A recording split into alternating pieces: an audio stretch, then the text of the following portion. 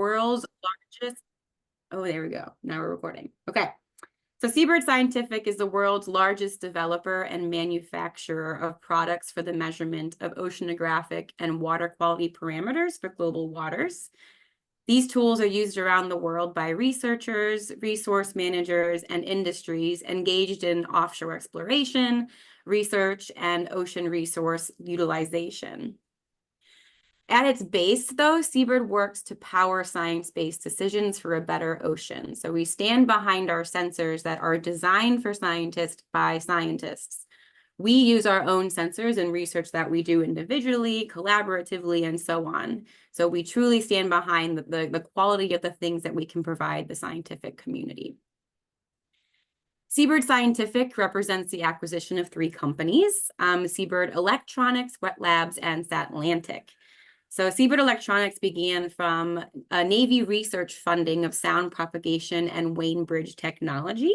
It was licensed from the University of Washington Applied Physics Lab, which is right around the corner from our Bellevue-based factory, under the guidance of Arthur Peterson.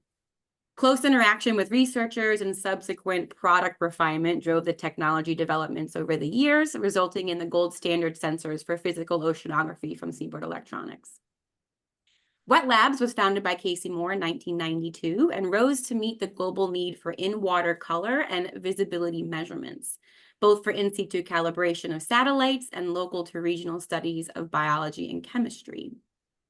And then Zielinski, founded by Dr. Marlon Lewis of Dalhousie University in 1990, provided wide spectrum validation sensors for ocean color and also expanded into water quality monitoring for pH and nitrate through industry and academic collaborations, specifically with the Monterey Bay Aquarium Research Institute, Rutgers University, and the University of Southern California. But all in all, Sea-Bird Scientific, which is those 3 companies all driven together by the same mission, have now become the world's largest developer and manufacturer. We have that proven track record of supplying CTDs and BGC sensors that with the required accuracy, stability, and reliability required by the scientific community. And we are proud to represent that aspect of accuracy through our best-in-class hardware development, our software, our calibration systems, and our manufacturing processes. So we cover that spectrum of physical oceanography from the depth, which gives you pressure, temperature, conductivity, and that gives you salinity, and then through our chemical and biological sensors, which include chlorophyll, turbidity, oxygen, pH, suspended particles, nitrate, and oil. So across the board, Sea-Bird Scientific can support anything from applications of coastal, open ocean, profiling, moored, you name it. So through an integrated system with Sea-Bird Scientific, you can really monitor the entire ecosystem. But now, who am I? So why am I here and how did I get here? So my name is Natalie Zielinski. My current title is Product Manager at Sea-Bird Scientific, and my background educationally is I have a Master's of Science in Oceanography. So what does it mean to be a product manager? Honestly, it's a good question. I ask myself sometimes every day what this means, but it's been so fun and it's so engaging because I get to do a lot of stuff. On paper, right, I manage the profiling, moored, and glider CTD platforms, as well as our oxygen sensors, our nitrate, pH, the IM technology, thermal salinographs, and then those rosette systems that are known worldwide with the 911 on those big research vessels, setting the stage for high accuracy ocean measurements. So kind of you name it, I'm kind of the name of some of the stuff here and happy to work across the board on those types of parameters. But my primary responsibilities, right, is really your voice. I'm the voice of the user. So I get to and I'm excited to talk to users about what they like, what they don't like, what they enjoy about the products and the parameters they get to or they need to study their research areas. And with that comes what we call product lifecycle management. So understanding from the birth to death of a product, how it develops along the way, and how we ensure that the best quality is set in stone for Sea-Bird's products. That also means feature and capability improvement. So as I talk to users and groups and we hear feedback, we incorporate those learnings along the way to improve our product lines over time. And then with that also comes that market analysis. So where are you going? What do you want to do with the future of ocean technology? That's part of my understanding with my role. And then obviously that comes into product road mapping. So how do we support the scientific community in what's next for science to ensure that your careers and your goals are met over time? The fun part of my job too is that I get to do other stuff. So Sea-Bird Scientific is a great place to work because they're always encouraging us to kind of think outside the box and how we as individuals want to grow, not only professionally, but also in our personal way. And for me, what's important is obviously women in STEM. So this engagement with SWMS has been a really great time, and we continue to do that. But also the next generation of STEM. So we work with aquariums and local school programs to discuss STEM careers and how to engage in STEM as they grow. I also am working to pilot associates going to sea, including me. So if you want to have a technician or a Sea-Bird Scientific associate join you at sea, we're very open to that conversation and enjoy those collaborations. And then in addition, it's really about collaborations and partnerships across the board. So Sea-Bird Scientific really engages with the community. And I am pleased to be one of those people that gets to drive that purpose. But how I got here, right, it was what I like to call my imperfectly perfect career path. So it wasn't really what I intended, and I'll kind of walk you through what happened there, right? So if we're just starting here, I grew up in a Western Chicago suburb, like not near the ocean, but I was a nerd for atmospheric weather patterns, and then also spent a lot of my childhood growing up on the Jersey Shore. I have family that has some property in Atlantic City, so spent a lot of time on the East Coast growing up. So after my high school graduation, I applied to many schools, mostly on the East Coast due to my love of going to the beach, and got into the University of Delaware. And my initial goal was to study marine biology, but as probably some of you have experienced, when you get into some of the classes that you thought you were interested, you realize that's not really for me. And that's what happened with marine biology. So while I was in marine biology, I got to take an elective of plate tectonics, and that introduced me to geology. And with that, I collaborated with the geology department and got this really cool job of just organizing topographic maps. But it got me meeting people in the department, right? So while it wasn't a super engaging activity, I started talking with more people. But similarly with biology, geology wasn't, again, kind of itching that interest for me. But then it happened again when I took an atmospheric class that I was like, wow, this is definitely more my level of interest. And I realized in that amount of time was I was interested in big scale stuff, right? So I stopped the biology track when they asked me to do microbiology. I stopped the geology track when they asked me to do microgeology. And then I got into big scale atmospheric and physical oceanography. And that's where I was like, okay, this is definitely for me. So it took me a bit to figure that out. But I had the support of different labs. And then with that, I graduated from the University of Delaware and got into Texas A&M for my master's degree in physical oceanography. So I studied various regions of Antarctica and used Sea-Bird electronics instruments during my master's degree, which is what introduced me to Sea-Bird CTDs and technology in the first place. So I got that master's degree and just hoped not to fail, which I didn't. It was great. And then I thought that I wanted to do a PhD. But in 2017, what was interesting is that I actually started 2 different PhDs under 2 different advisors and left both of them.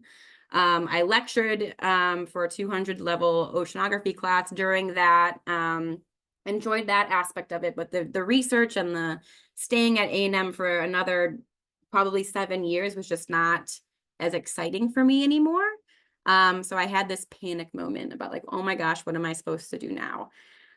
Which was a good 6 months of moving back home and not knowing what was next. But through my perseverance and actually through LinkedIn was how I found my first role at Sea-Bird Scientific, which was within the technical support team. So those who would answer the phone, your emails, and help you walk through your data integration questions and whatnot. So that was an exciting adventure. And then through that, in my growth at Sea-Bird, I am now a product manager, managing a large aspect of the portfolio with a few other great people that work within my team. So in the end, it's almost like the career you choose may choose you instead, right? It's like, do you choose it? Does it choose you? But in the end, it really is about, are you doing something that makes you a better person, right? Is it giving you new challenges? Is it encouraging you to have a healthy lifestyle and relationships? All those aspects are important on top of it just being an aspect of your passion. And again, what I would also emphasize with LinkedIn being the example, right, is utilize your network, your friends' networks, your family's networks, right? Get your interest out there across the board as you talk to people about what you want to do. So with that, again, we here at Sea-Bird, we love to partner, we love to collaborate. And from my specific role, here are the things that I would recommend if you want to work with me on, please don't hesitate to reach out. For example, with that sensor testing and development, we're always looking for people to help us break things, push things to the edge, help us with new technology. We do case studies and research highlights. One example is the Lahaina case study we did after the fire in 2023. We also guest speaker, so we can come to you and guest speak for your programs, or you can come to us. We call those brown bags for our internal associates, where we get to talk with scientists about the products that you guys use. And then, as I mentioned before, we love to send associates to sea. So if you have those opportunities and that interest, don't hesitate to reach out. And then we have a large network platform, so we can work with you to kind of gain that broad knowledge or visibility to what you do as a scientist and worker. And then again, town hall workshops and conferences at meetings is always something we're interested in collaborating on. So again, happy to be here. Thank you for having us. And with that, I'm going to pass it over to our next speaker, which is Marialena Christopoulou, who is the technical support oceanographer. Take it away, Marialena. Thank you, Natalie. Thank you, everyone. Can you hear me, first of all? Yes. Perfect, thanks. Thank you, Natalie. Thank you for inviting us today. Thank you for having us talking about our roles at SWMS Scientific and our career, our stories here, right? It's a very interesting part. Not all of us have the same story, and that's the cool part, right?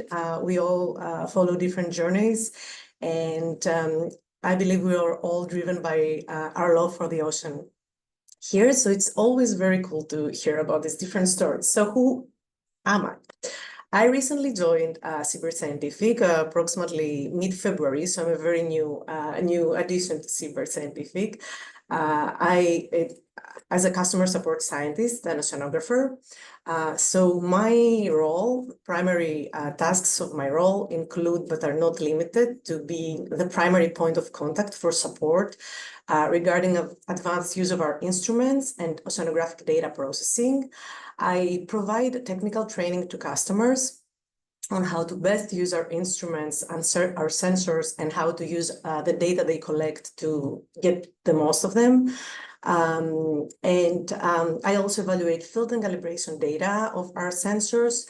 Sea-Bird in general is a place where they fully support you to explore more opportunities and feel where you are better, what you like the most. So as soon as you start at Sea-Bird, you get the opportunity to get involved in different projects that have to do with the sensors and advances of the instruments. If you have any ideas, how to improve things, how to change things.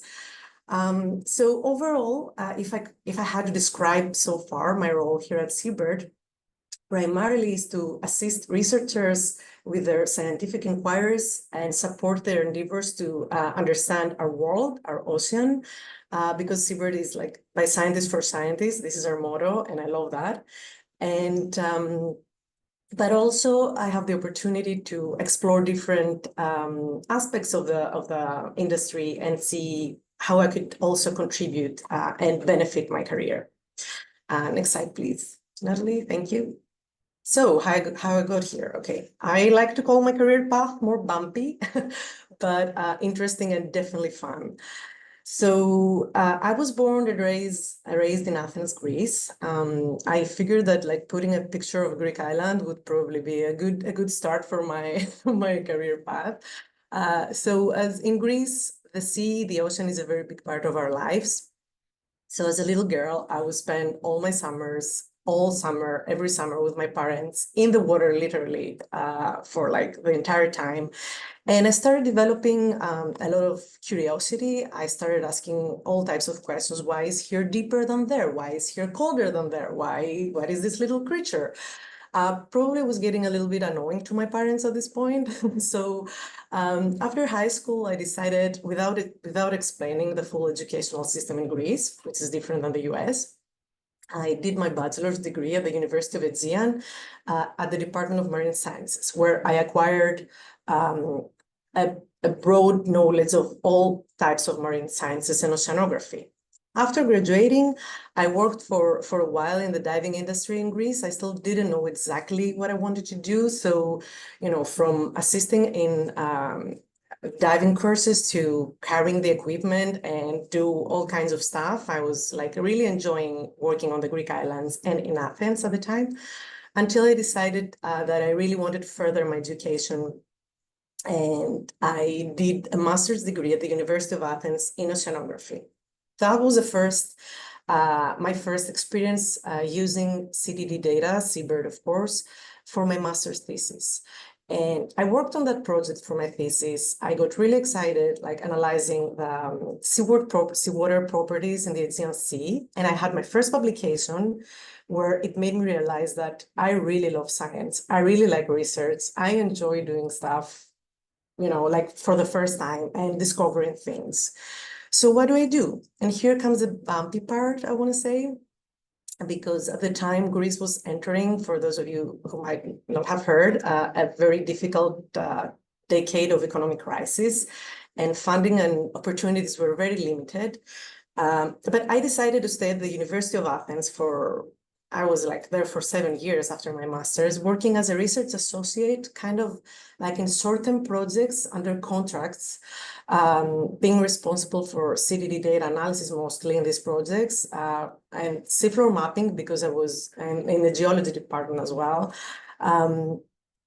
Teaching, assisting with like preparing course material, participating in oceanographic expeditions while working in parallel outside of academia to supplement my income at the time.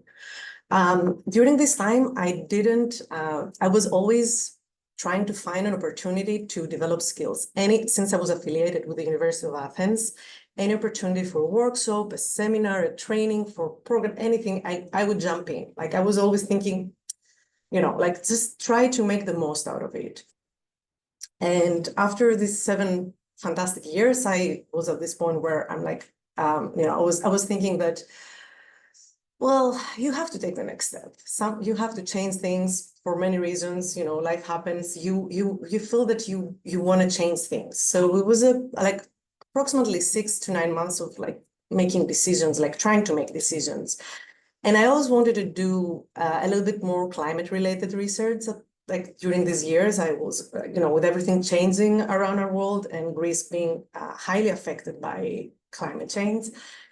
So in a very, very short description, I ended up in the US right before the pandemic started at Northern Illinois University doing a PhD in Southern Ocean paleoceanography, using modeling and isotope chemistry to reconstruct Southern Ocean circulation and upwelling during a past warm event.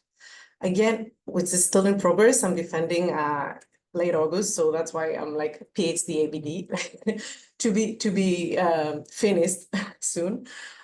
During this time, I took advantage of everything I could do. I participated in oceanographic expeditions. I did an internship in climate modeling to further advance my coding skills. I went to conferences. I participated also in a very interesting program by American Geophysical Union, which is called Voices for Science.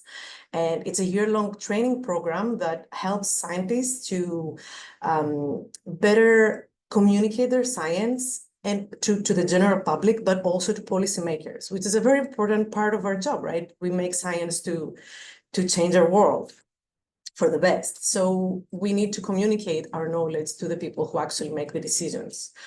And of course, I tried,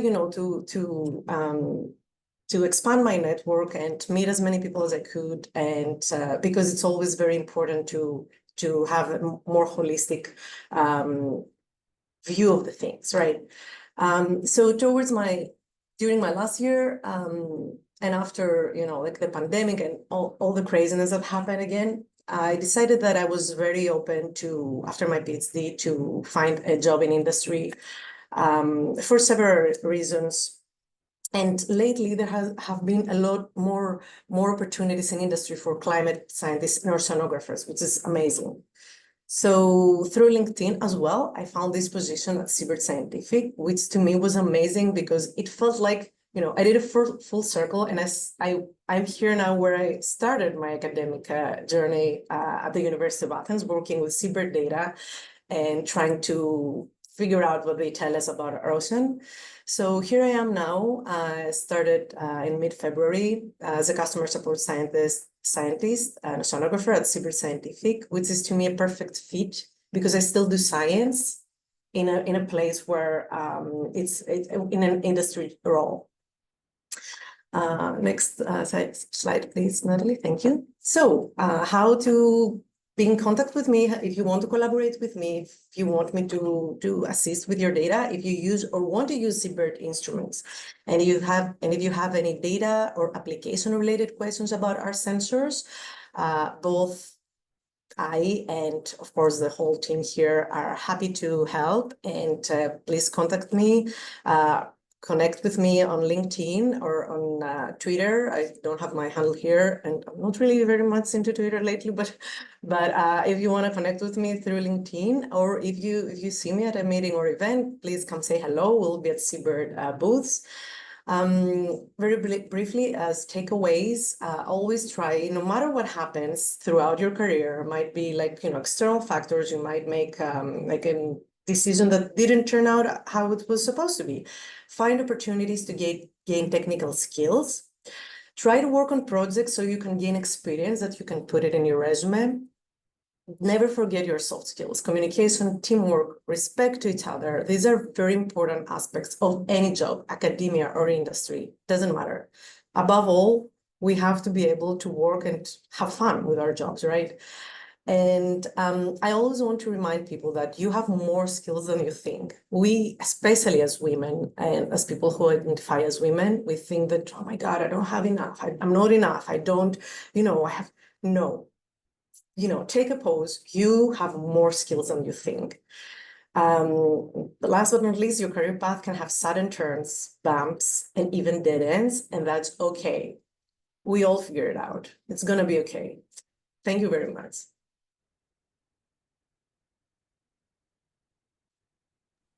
Thank you, Marialena. That was wonderful.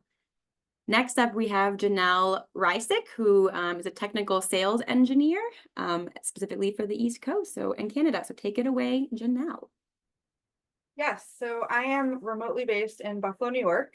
A big part of my role is travel. So I travel 25% of my time.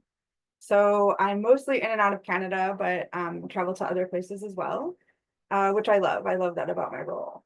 Next slide, Natalie. Thank you. So my title is technical sales engineer. So technically I'm a salesperson, but I never see myself as a salesperson. So I really view myself as a consultant that helps scientists obtain the instrumentation they need to achieve their research goals. So my day-to-day is via phone, via Teams, via email. Scientists and technicians come to me and say, this is what I want to do. How do I make it happen? Or they say, this is exactly what I want to do, and I know exactly what I need. And then my job is to say to them, okay, but what about? I have to know how to ask the right questions. And to do that, I need a deep understanding of our full Sea-Bird portfolio, which is quite a spin up.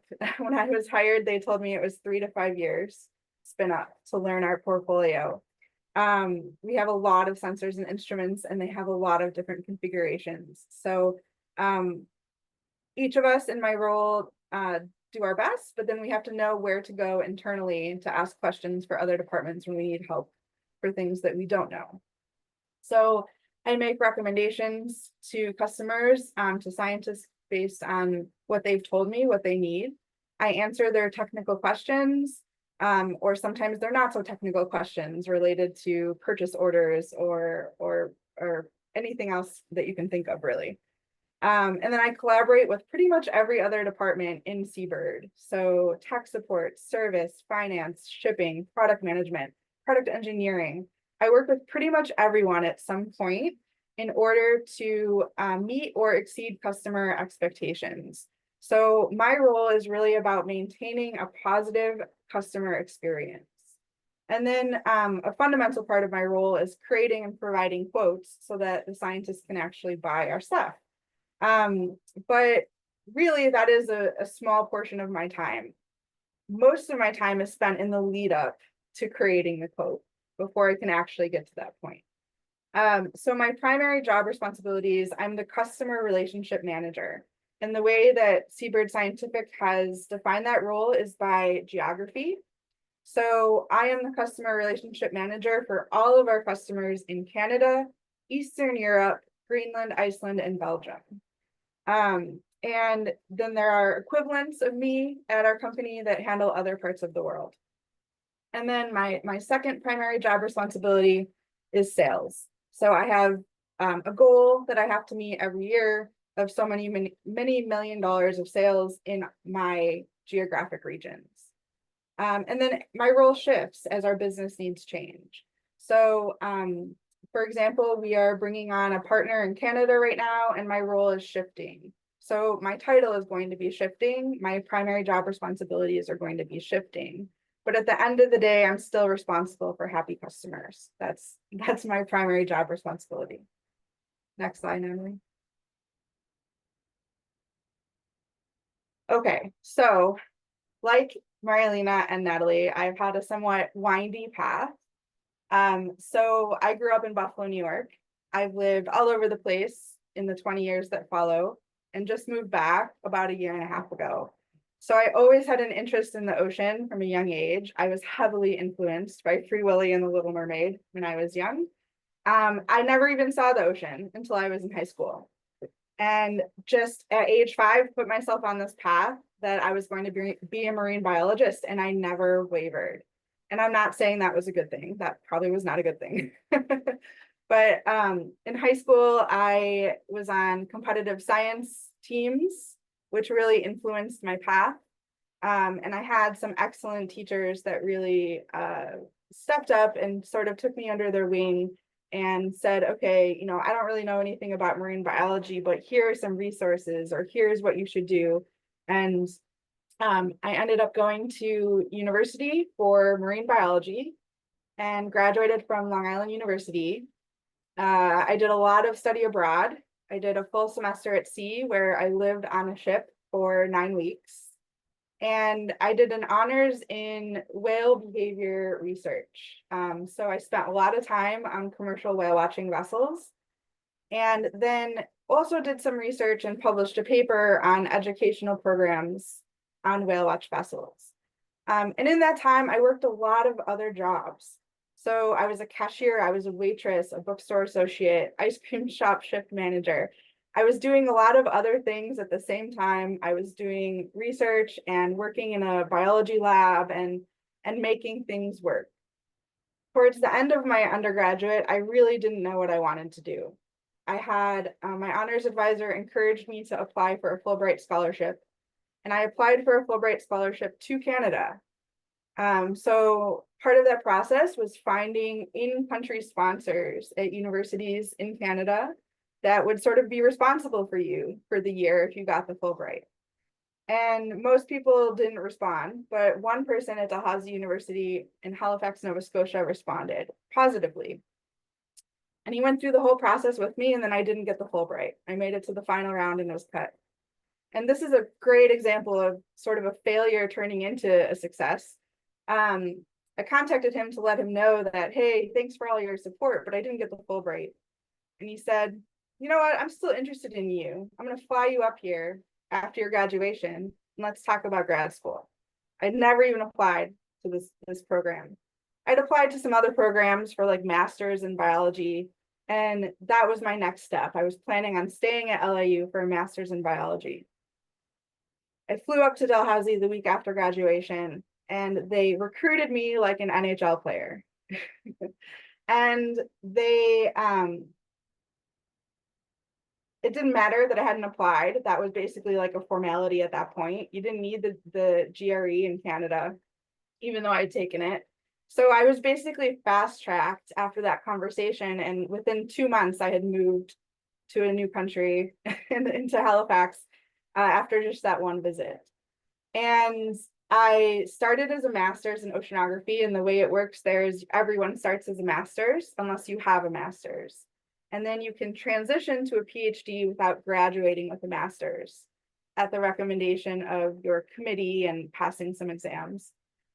So my PhD is in marine dispersal research. So I developed a new marine technology that measured dispersal at a particle scale. So think like lobster larvae or microplastics.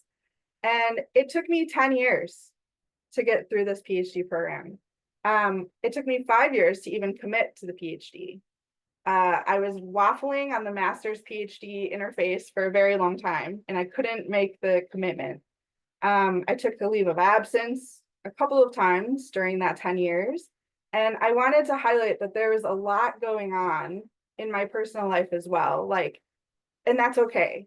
It's, you know, I had a marriage, a divorce, a cancer diagnosis, beating cancer. Like, there was a lot going on where it took a second seat a lot of the time. So it doesn't look great on paper that I took 10 years, but it is what it is. And at the end of the day, I got the degree.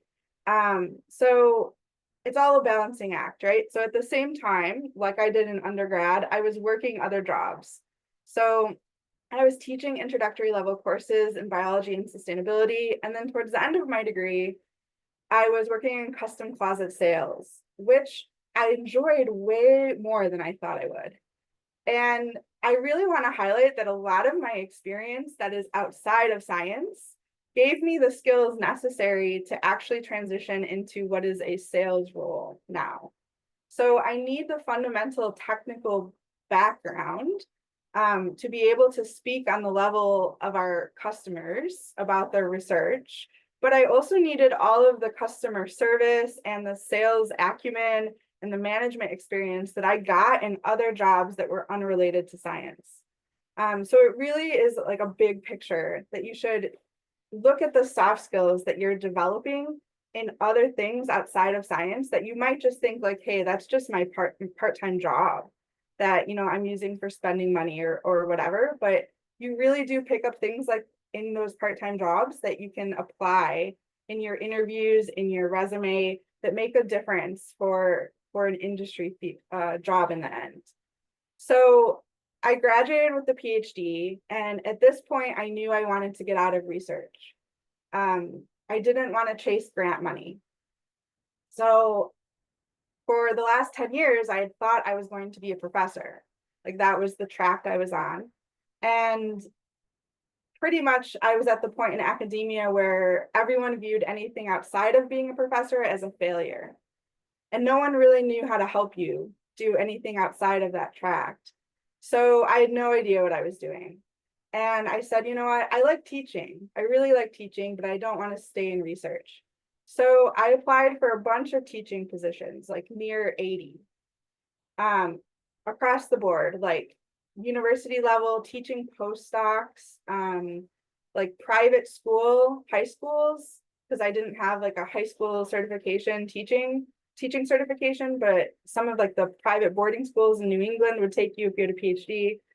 I applied just broad scales everywhere. I got 3 interviews out of all those applications, and I was flown in 2 of them to the locations for the final rounds of, you know, presentations and interviews. And one of them was in Philadelphia, and I was on the flight back from Philadelphia on an empty flight, and basically the world shut down due to COVID. And right then I knew, like, this is never going to happen, because all of the funding's being pulled. You know, more people have graduated since I've graduated, so now the competition is even more. Like, what do I do? So I moved back home, and I worked as an assistant manager at a Dairy Queen for about a year. At the same time, I was working as an adjunct instructor in introductory oceanography. And I was originally hired for that position to just develop the course from scratch, like all of the assignments, all of the lectures, and then they asked me to teach it. So that's what I did. So it was a remote program pre-COVID and still is a remote program. So I was doing that at the same time I was working at Dairy Queen. And I was like, you know what, I can't do this forever. Like I need something with benefits, more stability. What can I do? I joined LinkedIn. So this is my LinkedIn plug. Everyone's had one. And it really was like my light bulb moment. I didn't know what I was doing. No one in my direct circle could sort of help me figure it out. And I went and I searched companies and job histories. So I clicked on like random people I didn't know and looked at their job history. And I started to see the same companies come up over and over. Like, oh, Teledyne comes up a lot. Sea-Bird comes up a lot. Frugaro comes up a lot. So then I started researching those companies and discovered that technical sales existed. I didn't even know it existed at that point. I said, well, what is this? And then I looked at what it was and I said, you know what? I really liked selling custom closets.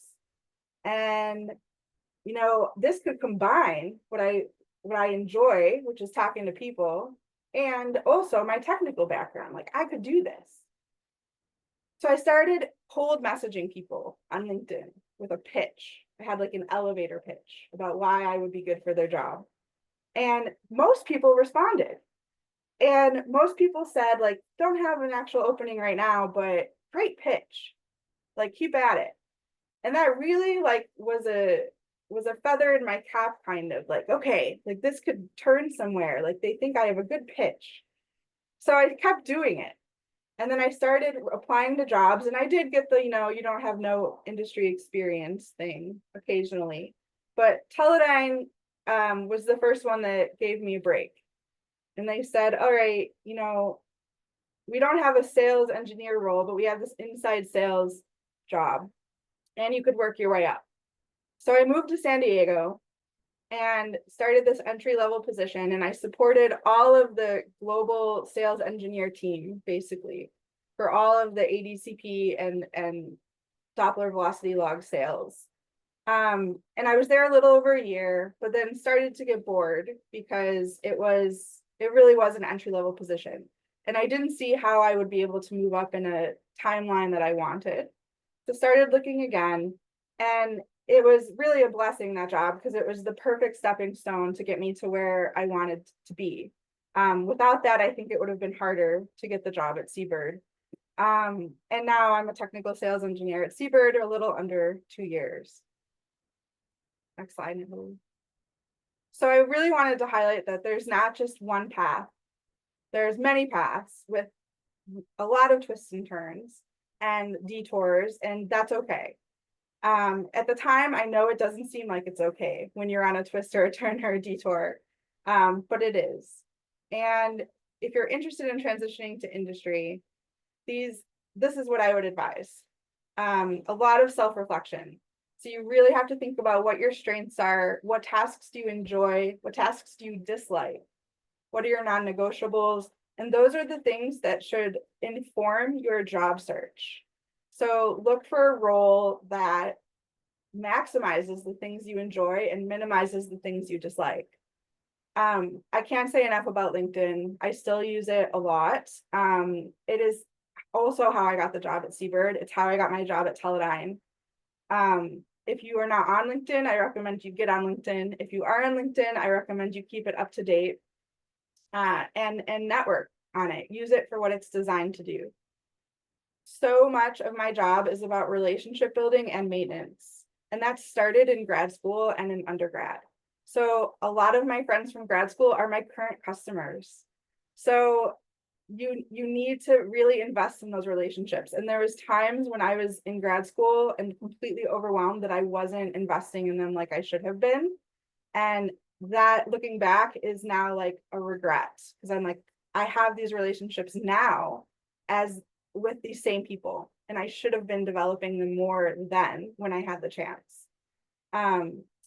informational interviews. So those cold messages that I sent led to conversations where I was able to informally interview all of these people in industry about what it is they like about their jobs and what they do. And most people are very gracious and happy to talk about themselves. So really use that to your advantage. And then the hardest part, I think, for me in all of this was developing my elevator pitch and my resume. So as someone that had an academic CV that was like 10 pages long, trying to trim that down to a 2-page resume in the format that is expected for an industry job was very difficult for me. That was, I think, the hardest part of this whole process. And when I still think back on it, I can't believe I landed this job with a 2-page resume. It still blows my mind. So really seek assistance with that and get it to a point where it's in the correct format and you are highlighting your skills and not so much your job responsibilities and what you did in past roles.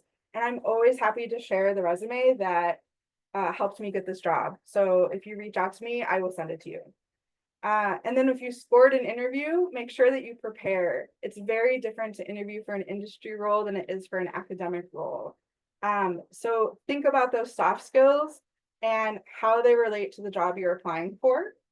And then also make sure you prepare for things like, what are your salary expectations? Like none of that was taught to us in academic circles, and I didn't know how to do any of that. And it was something I sort of just fumbled on my own. But there are ways to prepare for that out there. So make sure you take advantage of that. And then our paths may cross if you need a Sea-Bird instrument or sensor and you live in the geographic region that I cover, or at a conference, trade show, or event. So I am one of the people that man our booths at conferences, trade shows, and events. So always feel free to say hello. And I just wanted to point out that marine technology and ocean science in general, it's a very, very small community, a very small world. So everyone knows everyone. So really use that to your advantage. Be someone that people like to talk to, that want to know, and they will recommend you for something in the future when they think of you. And as always, you can feel free to connect with me on LinkedIn or email. And also our company did a little highlight about how I got here about a year ago. So if you're curious and want to learn more, there's a blog post about that.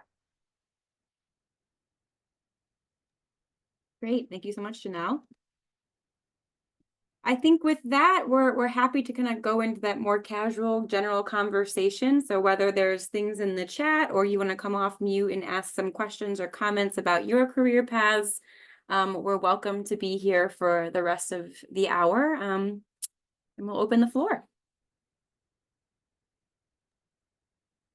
Thank you, guys. That was awesome. It's so great to hear all of your different paths and stuff. We don't have any questions in the chat right now, but as Natalie said, feel free to drop them in there or raise your hand and we can call on people. But I'll kick us off with a question that we had submitted to us beforehand, and that was, what skills do you guys think we as early career researchers need to develop to succeed in something like your roles at Sea-Bird? I can go first from maybe the product manager side and tech support. It definitely was, it's the cross-functional understanding, right, of the ecosystem, number one. I think all of us kind of displayed that we have cross understanding of biology, chemistry, physics, right? The ocean in the world is a dynamic process, and just that top level understanding of how to communicate and talk about those aspects of the global ocean was a big part for me in terms of just how cross-functional science is. So if you can dive into things like biology, like geology, read a book on something that you maybe don't know, that's a good way to go. And in the end, it really is the networking, right? I think Marialena and Janelle were really strong in saying, like, represent yourself well, be interested in what other people are doing. Don't be afraid to have those general conversations of this, like, how did you get here? Why did you choose to do what you want? So yeah, work on that networking and your broad kind of background in science. But then I'll pass it to Janelle and Marialena if you guys want to chime in. Sure. So for my role, right now, I would say that customer service and sort of how to talk to people, how to build relationships, how to interact with people is fundamental to my role. So a lot of that was the soft skills side, but all of the things I learned along the way, like how to publish a paper, how the grant process works, coding, like all of those pieces that I learned along the way that I don't necessarily use myself anymore, provided an understanding that makes talking to my customers, to the scientists, to the techs about the process that they are going through easier. So everything that I have obtained along the way sort of makes me a credible resource for the customer. So a lot of it is about how the customer views me, and they view me as someone that's been through the process myself and understands what they need and what they want in a sensor, in an instrument, in a purchasing process, even in grant writing, all of those things. So I would say that it wasn't like any one skill that I learned that allowed me to do my job now, but most of my job, honestly, is based on the soft skills right now that I developed. So how to communicate, how to write a professional email, timely response to the customer, when to check in, making sure that they're happy, like all of those things that I learned as a 16-year-old working as a cashier at a pizza place, but the technical side is what allows me to be seen as a credible resource to the customer. So it's not like any one thing. I think it's like the sum of all of the parts that allow me to do my job. But that said, there are people that are at Sea-Bird in my job that don't have a science degree, right? So you can do my job without a PhD in oceanography. It's not a requirement. If I may add something, like for my role, I think that beyond the technical part, of course, that we all know, in science, like if you know any programming, if you know, it's always good. Most of the jobs require some type of data analysis or these type of technical skills, but also because my role involves a lot of troubleshooting and understanding what's wrong and why something might not be working. Let's find the solution. I think for my role was very important that I demonstrated that I can, like, if I don't know the answer, I know how to work to approach the answer, like to do research. And that's something that usually, some type of research background gives you, but not necessarily. You can have that skills without having like a PhD or a master's.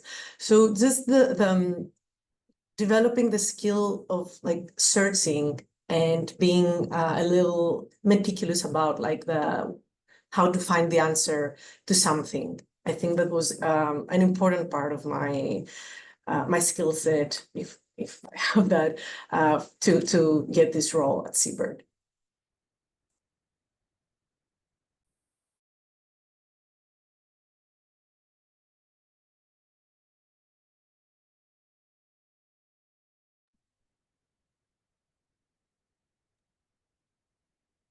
Tia, do you want to unmute and ask your question, or if not, I can read it for you. Oh, yeah, sure. I can ask it. Go for it. So Oh, first of all, thank you so much for your great presentations. It was so helpful for the people who are seeking jobs like me. I just wonder, like all of you mentioned the LinkedIn. So what things do you think would be the most important and the best to put on the LinkedIn to showcase yourself?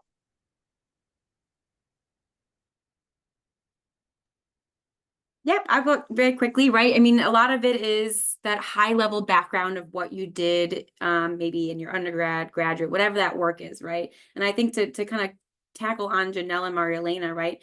Put in those bullets of what skills you gained, right? Even if, like, for example, I was a lifeguard, but what I gained in that was like responsibility for managing people and managing schedules and things like that. Like those little things that you don't really recall as really being a skill stand out when recruiters are looking for key language within a role. And I think Janelle was the one that pointed, or I forget who at this point, but look at what other people who have a job that you're interested in, look at their history. What did they say they gained? It's okay to copy and paste and wordsmith, right? To make something sound like more applicable to you, but you don't have to start from scratch. The creativity is already there on LinkedIn. So don't be afraid to start with what some other people have done in a similar role that you're seeking. Yeah, that's exactly what I did. I had no idea what to write in the like about me section. I went and looked at what everyone else did and then just sort of took some pieces from each of the ones that I liked better. But I agree. So I have like in my experience, I'm looking at it now, in my experience section for each position, I have like bulleted points of my key like the key skills and things that I did at that position. And I think that especially for people in grad school, you don't necessarily view grad school as a job, but it is. So you should put your master's or PhD or honors research, like anything like that should be in your experience. Like, don't just gloss over that because, oh, like it was just part of my degree and I'm already putting my degree on here. Put it as a job, like, because it is a job. And you have obtained skills in that process that you can wordsmith, as Natalie said, in a certain way under that experience that will show up when people search for those words. So definitely you feel free to go take a look at mine, but take a look at anyone else's as well. And see how they're presenting themselves in the space. And just make sure that it's up to date and also that it is a comprehensive picture. Like, so don't only fill in one section, make sure you filled all of them. And one of the cool things that I don't do enough on LinkedIn is that it lets you put up to 50 skills. So there's skills that you select. And then once you do that, you can get your colleagues or your grad student friends or your professors to endorse that skill. So they can give you an endorsement and then also even write a recommendation. And that's something that anyone that goes to your LinkedIn can see. And I have not done this I haven't done that part of LinkedIn enough. But that is something that I've seen people do too when they're job searching, is they go ask everyone that they know that they worked with, can you please write me a recommendation on LinkedIn? Or if you can't, can you at least endorse some of my skills? And then when recruiters or when HR people are looking and searching for things, they will see that.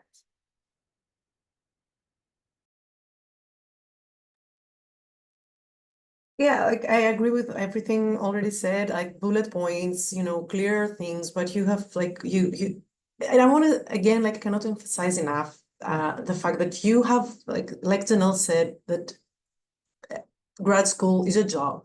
And you're a very like hard working person during grad school. So it goes back to what I said earlier, that you have more skills than you think. It's not just a degree that you study a specific topic, you probably write a thesis, that's it, no, you gain like experience in public speaking, going to conferences, you gain experience in writing, report writing, or, like scientific writing, grants, maybe you get grants, research skills, project management, all the type of stuff that are very important. Don't forget about these things. Don't think that you only, I'm doing a degree and I will defend my thesis, that's it, you gain so many skills throughout this time. So make sure you add this in your LinkedIn and you show that you have experience through some projects that you might be working during your PhD or master's or your degrees. I know we're coming up on the top of the hour here, but for our final question, Alice asked in the chat, she's starting to look at jobs and it's a bit overwhelming. So she asked for an industry interview in addition to salary expectations. What sort of common questions might you expect in an interview? Yeah, and we can certainly reply to some of this as we go. I put two in the chat real quickly that I have heard. So one of them is, please describe a time when you needed to work with a difficult person, and what did you do to make it work with them? So there's this big, broad questions of kind of trying to get into your personality and your character as a person is one aspect of what I've heard. And then another one that's similar is kind of what obstacles have you overcome in your past roles? So they're industry roles and probably even more broadly actually are they people want to just hear kind of large stories of where you're engaging with people and how you've kind of made that work for your role. But Janelle, you're on mute, so I'll pass it to you. Oh, sorry. Yes, so I would say be prepared to provide examples of for the job description that you have applied for. So what I did was I typed up, I broke out the job description to the bullet points, and then I typed out like examples that I would give for each of those bullet points. So if they asked me, I would be prepared, and I literally had them taped like under my monitor. So to reference if I froze or couldn't remember or something like that. So yeah, I would say that in industry, the interview questions are more example based, I found. Like they want you to provide an example of how you've demonstrated something, demonstrated that skill, or how you've overcome a challenge in some way. And I don't necessarily remember it being so example driven in academic interviews.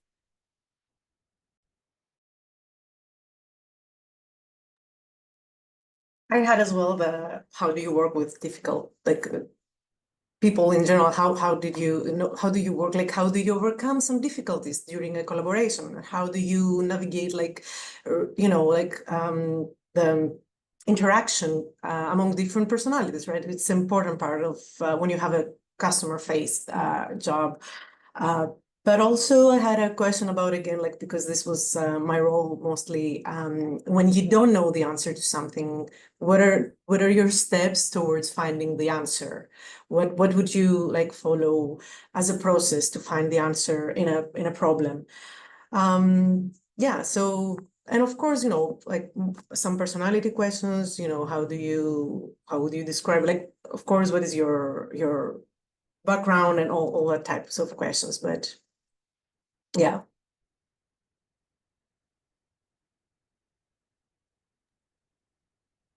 Well, thank you guys. We have a few more questions in the chat, but I want to be respectful of your time. Just so everyone knows, we are recording this. I started the recording a little late after the introductions, but we are recording the bulk of this. And so it will be available both on the Sea-Bird on the Sea-Bird YouTube page, as well as the SWMS website, hopefully in the next few days or in the next week or so. So if you guys have any questions or didn't get to grab anyone's contact information, all of that will be available once that goes up on the website. But thank you guys again so much for doing this. I learned a lot, even as someone who is in academia. So it was really insightful, and we really appreciate your time. So thank you. And thank you to everyone else for sticking around. Thank you, everyone. Thank you. Feel free to reach out anytime. Stop the recording.